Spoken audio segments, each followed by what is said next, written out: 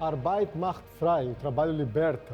A inscrição que os nazistas colocavam na entrada dos campos de concentração era uma forma de iludir os prisioneiros, fazer com que eles acreditassem que se trabalhassem duro, um dia talvez pudessem conseguir a liberdade. Mas ao cruzar aquele portão, já estavam condenados ao trabalho escravo, em condições absurdas de falta de higiene, de dignidade. De cada 5 pessoas que entraram aqui, pelo menos uma foi assassinada. A sede do campo de Dachau hoje preserva intactos os ambientes em que eram mantidas as vítimas do Holocausto. Cuidar da memória é uma maneira de evitar que a história se repita. Essa sala aqui é a chamada sala de triagem. Os prisioneiros eram trazidos após ter passado pelo registro da Gestapo. Aqui eles chegavam, tinham que despir-se completamente, ficar em frente às janelas. Aqui o prisioneiro ele recebia o triângulo que o atrelava a um certo grupo e também o seu número, que mais tarde ele teria que costurar no uniforme. Aqui acabava a individualidade do prisioneiro. Ele não tinha mais um nome, somente um número. Os prisioneiros eram divididos de acordo com alguns critérios. A partir de 1937, o prisioneiro recebia um triângulo de uma certa determinada cor que o ligava a um grupo ao qual ele não podia mais deixar esse grupo. Por exemplo, os vermelhos eram os presos políticos, os verdes eram chamados criminosos profissionais, pessoas que já tinham cumprido uma pena, mas que os nazistas achavam que não era recuperável, a pessoa era mandada diretamente para o campo de concentração. O imigrante era aquele, principalmente o judeu, que depois de 1938 regressava à Alemanha. Além de trabalhar à exaustão, os prisioneiros eram submetidos a castigos e vários tipos de humilhação. Isso aqui é um objeto de tortura? Sim, isso aqui é um objeto de punição, é um banco de chibatadas, ou seja, quando o prisioneiro era condenado a chibatadas, ele tinha que ficar nesse banco, nessa posição. Caso ele perdesse a contagem, começava-se tudo de novo. As penalizações aconteciam pelos motivos mais banais, como desrespeitar um guarda ou ser flagrado com comida escondida nos bolsos. Os nazistas também usavam os prisioneiros como cobaias em experimentos médicos. Que tipo de teste eram feitos com os prisioneiros? Dentre outros, eram feitos aqui também testes com malária. Por exemplo, nessa caixinha, o prisioneiro tinha que colocar a sua mão, ela estava cheia de mosquitos infeccionados com o vírus da malária. Ele era picado pelos mosquitos, recebia o vírus da malária e eles faziam vários experimentos com vários tipos de medicamento, nos quais centenas de prisioneiros vieram a falecer. Quando cruzava o portão, estava condenado ao trabalho escravo? Exatamente, até o final da vida praticamente, até a morte. Ninguém merecia passar por o que passaram os prisioneiros que passaram aqui. Dentro da minha família, a minha mãe, a Elisabetta, e a minha avó, Regina. Sua sobrevivência, ela era improvável? A minha sobrevivência era totalmente improvável. Totalmente. Eu tinha 99 chances de não sobreviver.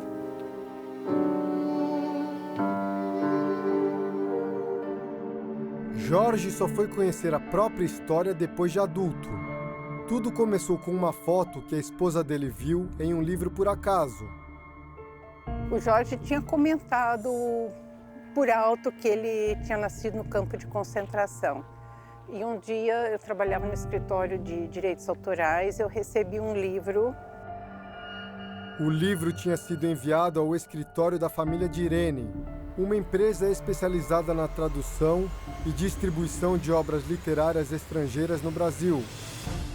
E era um livro que falava sobre Landsberg. E aí comecei a folhear e me deparei com aquela foto famosa de 5 mães com os bebês num barracão. Elisabetta já tinha contado ao filho Jorge sobre o nascimento em um campo de concentração, mas guardava para si os detalhes do drama que viveu.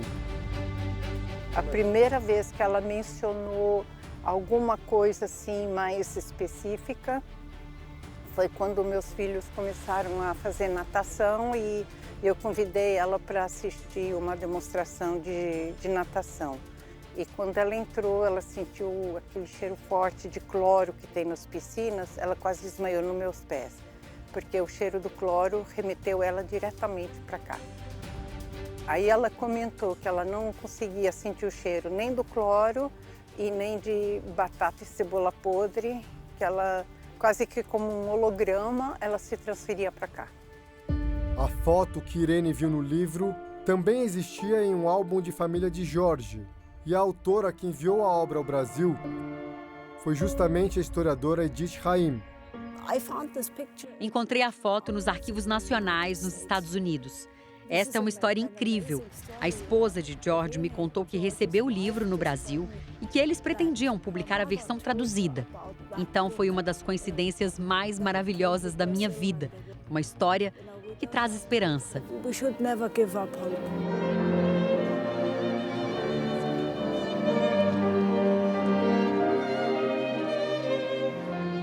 Uma história de esperança que só foi possível porque a Segunda Guerra estava na reta final. No campo de concentração, além de Elisabetta, existiam outras 6 mulheres que guardavam o mesmo segredo. Elas não estavam visivelmente grávidas. They had to lie. Elas não mentiram. Algumas delas nem sabiam, porque muitas mulheres deixaram de menstruar pelo estresse e desnutrição. Quando já não era mais possível esconder, veio uma decisão inesperada. Por que você conseguiu nascer num campo de concentração? A guerra estava se aproximando de fim. Em outubro de 44, o médico nazista do campo de Dachau, ele pediu para todo mundo verificar, para os subalternos deles, e acharam 7 mulheres grávidas. Ele achou que se deixasse essas 7 mulheres grávidas darem à luz, seria um alívio para ele no fim da guerra. O pensamento do líder do campo foi: se eu fizer algo bom por elas, isso pode me ajudar no período pós-guerra. Podem ter sido motivações mais humanas, é muito difícil dizer, mas eu acredito que tenha sido um ato oportunista. Por muitos anos, o caso tão surpreendente das 7 grávidas de Dachau permaneceu desconhecido. Hoje, a história dos bebês ganha destaque, não só na Alemanha. A história dos bebês deve ser conhecida por todos porque é muito excepcional. Por anos, foi prática comum em campos de concentração assassinar mulheres grávidas. As fotos das 7 mulheres e seus bebês agora estampam os painéis do Museu de Dachau. E em breve essa exposição estará no Brasil, levada por Jorge. Quão orgulhoso você fica de saber que essa exposição agora vai para o Brasil? É muito emocionante para nós tornar isso possível. Cadê você, Jorge, na foto? Eu sou essa é minha mãe, isso sou eu. E aqui tem uma frase atribuída à sua mãe. Quando eu passava marchando por capos e supervisoras, eu torcia o corpo o máximo possível para o lado, protegendo a minha barriga do olhar deles. Elisabeth Legman. Minha mãe.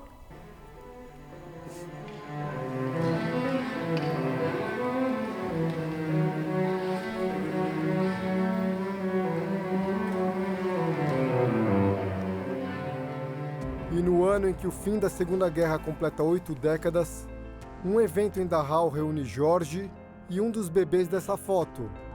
Tá ansioso para reencontrar o Leslie? Claro, ele é meu irmão de leite. Ué. É a vida, né? Jorge mantém uma ligação importante com outro sobrevivente nascido em Dachau. Leslie é seu irmão de leite.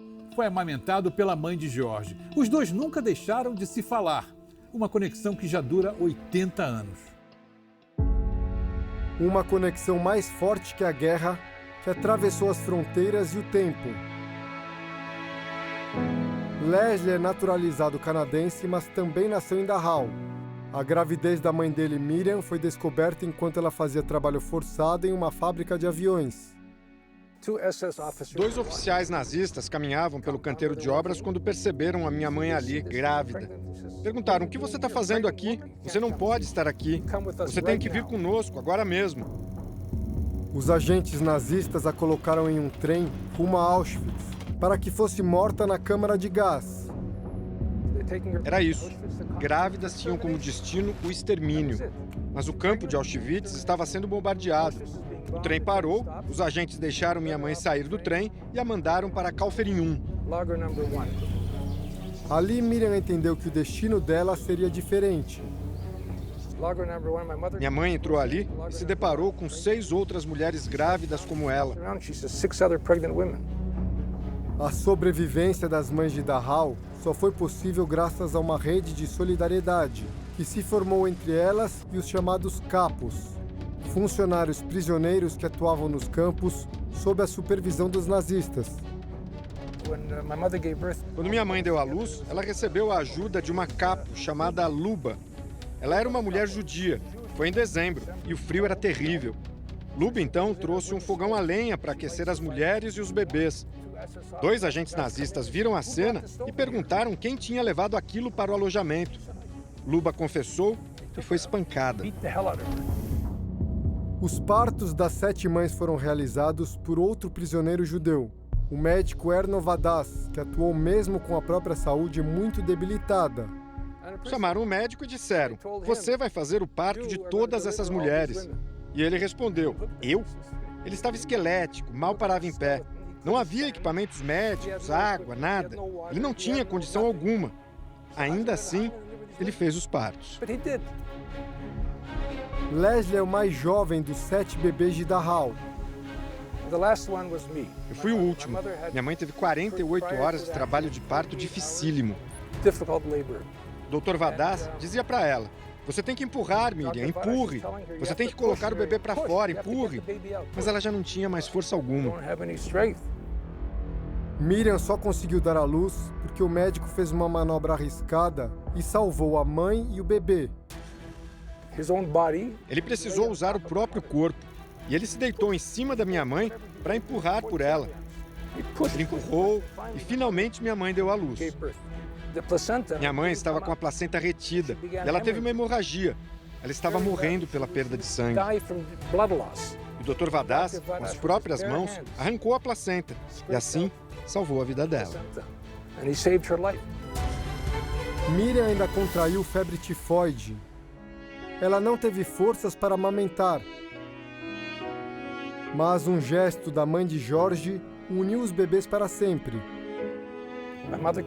Ela foi nossa ama de leite. Elisabetta não só me alimentou, ela amamentou os bebês de todas as mães debilitadas. Qual o seu sentimento por ele, Jorge? Somos irmãos. Mas sempre quando eu encontro o Leslie, ele se lembra da mãe dele, eu me lembro da minha mãe, e a gente reconta a história, certo? Para ser contada para as novas gerações.